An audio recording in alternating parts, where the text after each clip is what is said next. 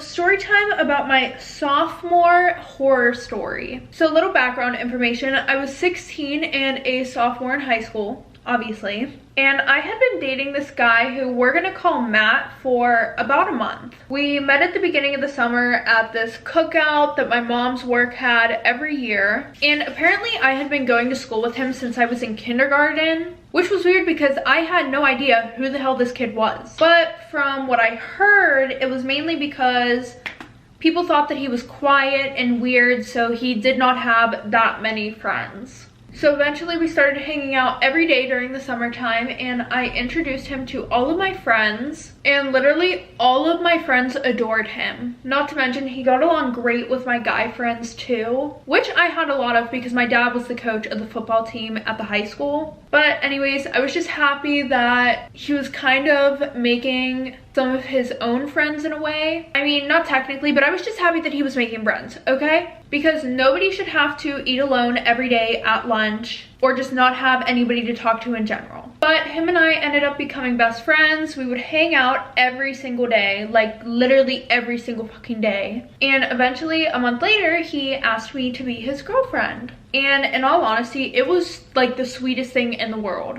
He had just gotten his license, so he drove over to my house and he brought me this huge teddy bear with this cake that said, "Will you be my girlfriend?" And he also put this card in there that said, "I'm so happy you came into my life. Before, everything was so black and gray, and I never had any goals or anything to look forward to. But ever since I met you, I've seen the world in a different light. I actually wake up every morning knowing that I have something to live for. And you are all that I think about. Thank you for being the most amazing person I've ever met." So cute. Now, listen, I know that low-key sounds depressing as fuck, because pretty much it is.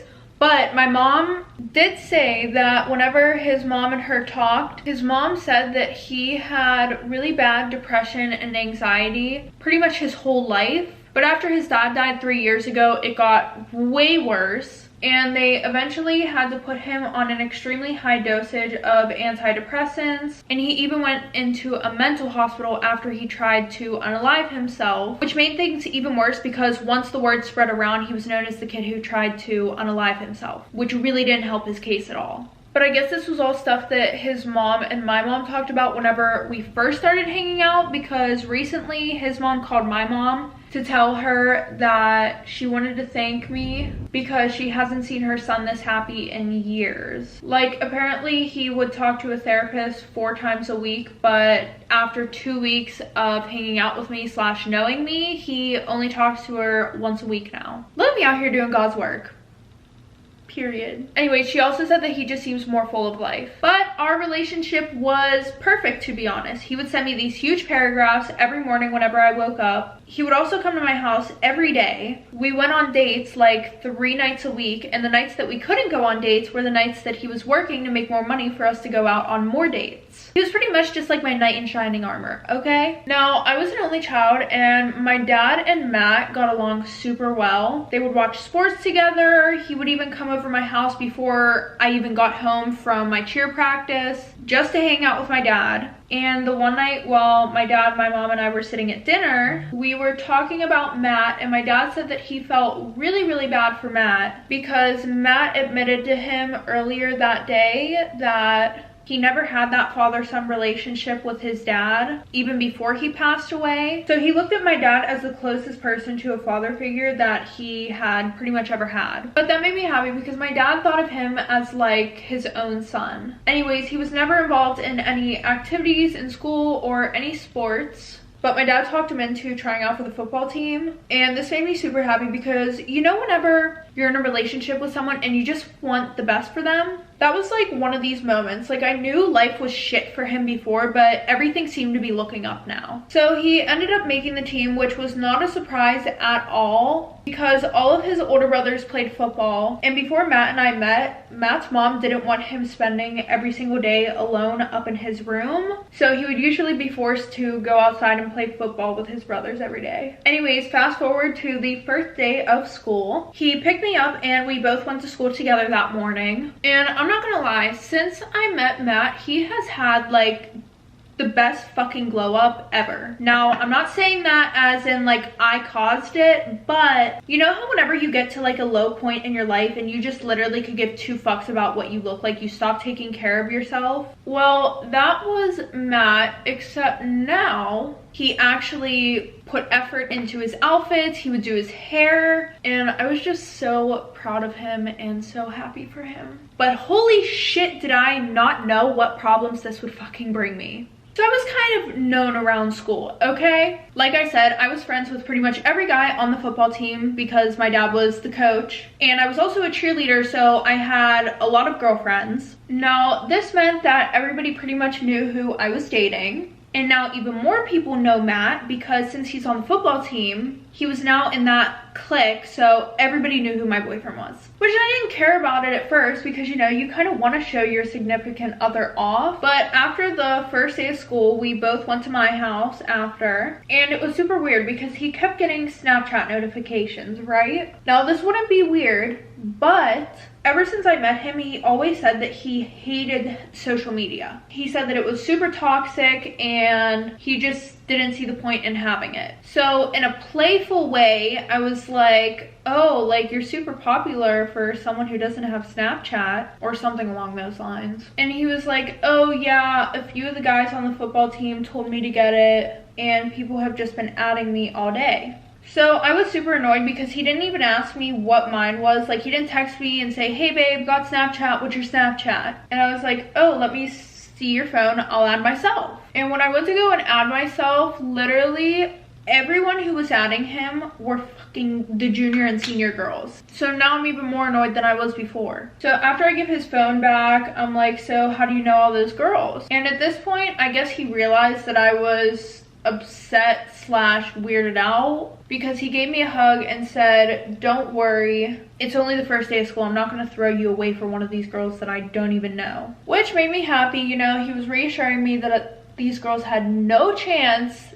of getting with him. And things were kind of normal for the next few weeks. I mean, he wasn't sending me good morning texts like he used to, but we were both busy with school, so I was trying to be understanding. He also stopped taking me out on dates and would leave my house early every night because he said that he was extremely tired and he would be on his phone the whole time when he was at my house. Anyways, fast forward to the first football game. Our school won and Matt came over after, gave me a hug and a kiss. And Matt and I had already talked about what we were gonna do after if they won, like how we were gonna celebrate. And the original plans were to go out to dinner and then we would go and see a movie. But whenever he came over to me, he was like, I'm gonna go to this party that Sabrina's throwing. Now, Sabrina was one of the seniors, and I only really knew her because at the beginning of the season, we would have cheer sleepovers at her house with everyone on the cheer squad, duh. Anyways, every time it would be at her house, even though she wasn't even a cheerleader, but her mom was the coach, so that's probably the reason why. Anyways, her and I weren't even close, but the only other thing that I did know about her was she had a reputation for screwing guys that had girlfriends, especially guys who were younger because she said they were more gullible. I don't even think I would argue with her on that one. But anyways, she also said that she was doing these girls a favor because if they didn't cheat, that meant that they actually liked their girlfriends. But if they did, then she was helping show their true colors. And 99% of the guys that she went after would fuck her. And then the other small 0.1% that didn't want to do anything with her, she would get them drunk and they would do stuff together. Yeah, which I'm pretty sure is illegal. But anyway, so like I said, he told me that he was going to go to Sabrina's party, so I was like, okay, that's fine. Could we stop at my house so I can get changed and then we can go? And he looked down at the ground and he goes, yeah, you're not invited. Like, what the fuck? So I asked him why, and he's like, well, only people on the football team are allowed. And I was like, well, that's bullshit because half of the girls on the cheer squad were literally talking about this party. And I'm a cheerleader, so I should be invited. And he was like, yeah, the only reason why you heard some of them talking about it was because only juniors and seniors are invited. So now I'm confused. I'm like, well, why the fuck were you invited? And he's like, well, those rules don't apply for freshmen and sophomores who are on the football team. Like, okay, bud. So I asked him if he can at least take me home, you know, that would be the decent thing to do. Nope. Nope, nope, nope, nope, nope. He goes, I can't because I have to go straight to my house and change, and then I have to pick up a few people on the way there. So of course I'm fucking upset. Of course I want to fucking cry, but I can't because then I'm gonna look like pathetic as fuck. But I felt like I didn't even know who Matt was in that moment, because my Matt would have gone, if this makes you uncomfortable, I won't go. Or he would have told Sabrina, fuck you, if you want me there, my girlfriend's coming. So I got a ride home with my dad, and he was like, oh, where's Matt? Because he also knew about our fucking plans. And when I told him what happened, he could 100% tell that I was upset. But he was like, you have to be understanding, okay? He's never had friends before. He's never felt like he's belonged anywhere. Think about if you were in his shoes. At that point, I pretty much told my dad to shut the fuck up and leave me the hell alone. So fast forward to around 10 o'clock at night. I'm still crying like a fucking baby, especially because I haven't gotten a text or a call from him being like, hey, you know, just anything. I would have said it for literally anything. But finally, I get a Snapchat from him, and it's Sabrina taking the fucking picture, and she has her head like rested on his shoulder like this. Wow, my night just keeps getting better. And I know Sabrina's house like the back of my fucking hand because of all the cheer sleepovers and all the parties that I went to, because I was invited to every single fucking party that she had. I was literally even in the group chat where she sent out mass text message saying, hey, party at my place, da da da da da. Anyways, they were on this couch that was up inside her room, right? Now, the rooms were off limits unless you were going to do something in one of the rooms with someone. Obviously, her room was closed off unless she wanted to go up there and do something with someone. So I don't even respond to the Snapchat because I'm literally fucking furious and I don't want to give her any satisfaction of knowing that I'm pissed off. But to make it 10 times worse, I go on to Snapchat and I see Matt and Sabrina on everyone's story who's at the party. And the one was a picture with both of them passed out on the couch in her bedroom with her legs over his. And then there was a video that this one kid, Adam, who was also on the football team, there was a video that he took on the fucking story. And it was a few of the other guys and him running up to Matt while he's sleeping on the couch. They were shaking him and waking him up and saying, oh, did you and Bree fuck? Like, da da da da da. Like, Matt, did you fuck Bree? So since it was only 2.5 hours into this party, and usually these parties went on till like 3 a.m., unless you were sleeping over, which 90% of the people usually did sleep over, and I would know because I was in that 90%, and so were the guys who Bree planned on sleeping with. So I had to make a decision fast, okay? Either one, I could go and crash this party, right? But also look like a dumbass because my boyfriend went without me in the first place. Number 2, I could commit arson. Or 3, I could do the most logical fucking thing ever. I could call the police and make a noise complaint. So that is exactly what I fucking did. I called the cops and I told them there was a lot of noise coming from Sabrina's address. Also, I said that there were teenagers outside, drunk, laying on the street, throwing beer cans all over the road, and they were vandalizing cars. I literally made up every single fucking lie in the book. I'm crazy. So 30 minutes after I do that, I see a video on someone's private story that says when the party gets busted, and it's them and like 20 other kids running into the woods in the back of Sabrina's house. So the next morning I text Matt and I'm like, hey, I saw what happened last night. Are you okay? Like I give a fuck. But he didn't fucking answer for like an hour, so I called him and he finally answers, and I told him we needed to talk about last night. So an hour later he comes over to my house. And I was like, listen, Matt, I'm really trying not to be the crazy girlfriend because that's not me. But those pictures and videos that I saw on everybody's stories last night were super fucking inappropriate. For someone to even ask you if you fucked another girl while you're in a relationship, not to mention you being alone with her up in her room, pretty much laying on each other. He looks at me wide-eyed and he's like, that never happened. Don't you just love whenever people lie and you have the proof and you know what they did, but they lie anyway straight to your face, and you're just sitting there and you're like what the fuck? So I was like, okay, well, go check your friend's stories. So he grabs his phone and it's dead, of course. So then I give him mine and he unlocks it. And it's still on my call log from earlier whenever I called him, and he sees the 911 call. Just great. And I didn't even know, so I'm just sitting there like la da da da da until he shoves the phone in my fucking face. And he's like, were you the one who called the fucking cops last night? And I was like, no, like I accidentally sat on my phone and the emergency thing went on and it called the cops. But he didn't believe me because, let's be honest, nobody would believe anyone in that situation. It's not a fucking coincidence. But then he starts yelling about how he could have gotten an underage. And if you don't know what an underage means, it pretty much means that you were caught doing something under the age of 21, like drinking or whatever. I don't know. And then he's like, I also could have got a DUI because I had to drive home drunk. So I'm screaming at this point. I'm like, don't fucking flip this around on me. Like, I had no fucking choice. And I showed him the videos and the pictures. After that, he apologizes. We talk it out. But then 20 minutes later, he says that he has to go. Which was weird because it's literally Saturday. And we always hung out on Saturdays.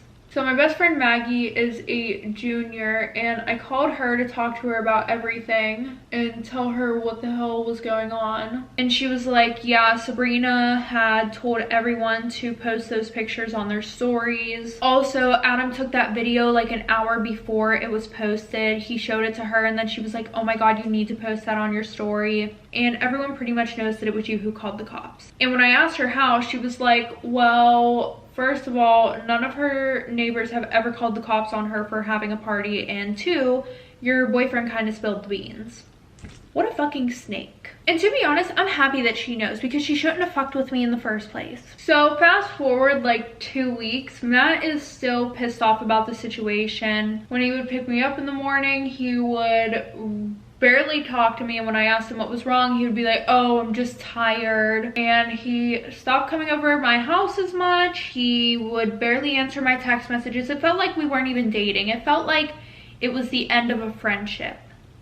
Yeah. It really just felt like everything was falling apart and he could care less. He started hanging out with Bree and her friend group every single fucking day. Literally every day. He went to every single party, which coincidentally, I wasn't fucking invited to any of them. And like I said, before we even started dating, I was invited to every single one of these fucking parties. Well, the one day I'm sitting at home and I'm studying because I have a ton of exams the next day before winter break starts. Like, tomorrow's the last day before I have a month and a half off. And all of a sudden, I get a FaceTime from Matt, which is weird because we haven't FaceTimed since before school even started. And I was extremely pissed off at him because the day before this was our 4 months and I didn't get a text, call, or anything from him.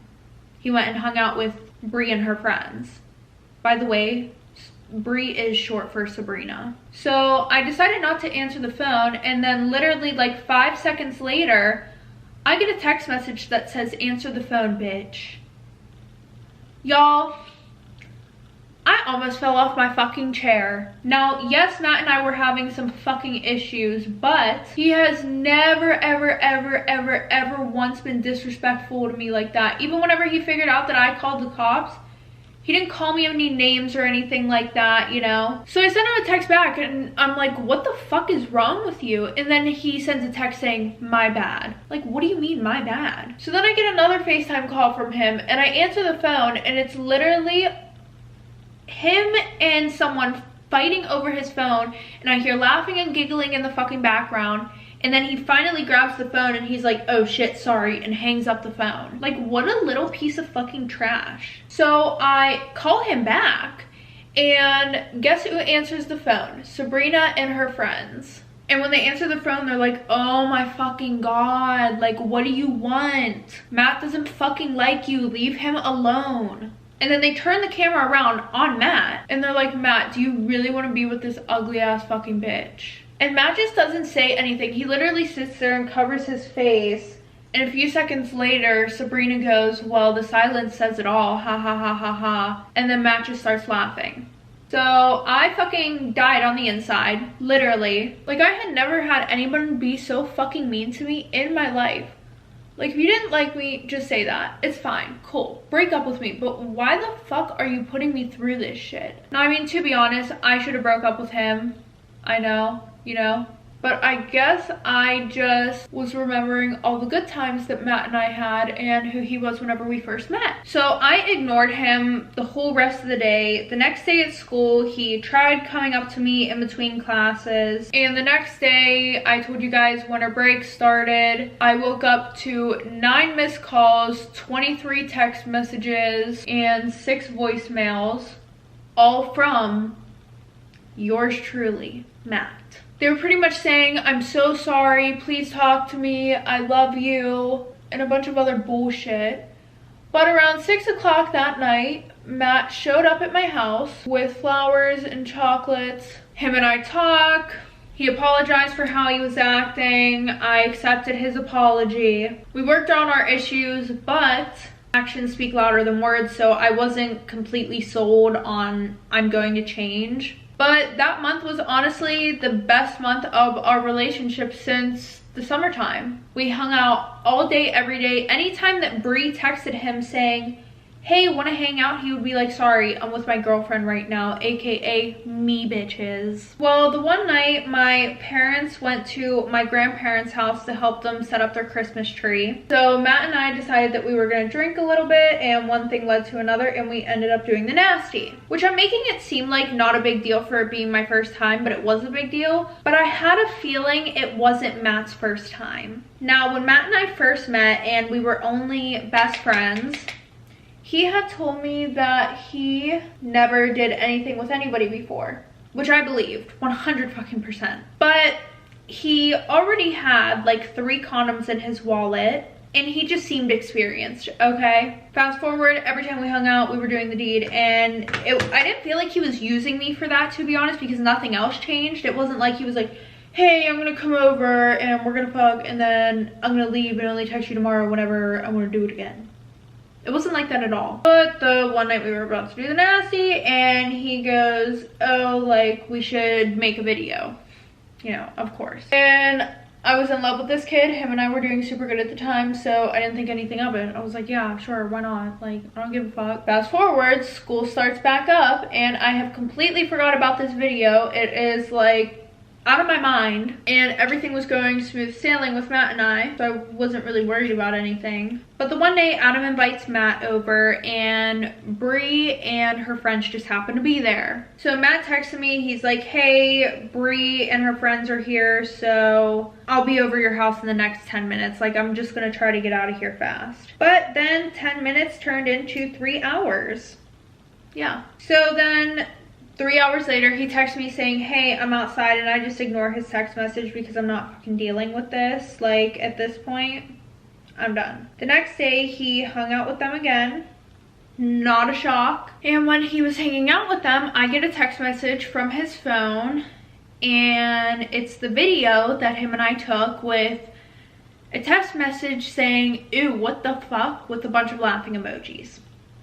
Obviously, I knew this was not Matt. So I'm blowing up Matt's phone, right? And getting no answers until Bree answers the phone. And she's like, bro, you're a fucking slut. Leave Matt alone. He doesn't want to talk to you. So that night, I had people Snapchatting me and texting me basically to let me know that the video was leaked. Like, I already fucking knew that, duh. So the next morning, Matt picks me up for school. And before we get to school, he pulls over into a parking lot so we can talk. And I'm like, why would you let them go through your phone? Do you not care about me? Like, I have been trying to be the best fucking girlfriend I can possibly be to you, be understanding, and every time I turn around, you just keep stabbing me in the fucking back. And he was like, listen, like, I'm sorry. That wasn't my intention. They took my phone and they wouldn't give it back until I promised to stay a little bit longer.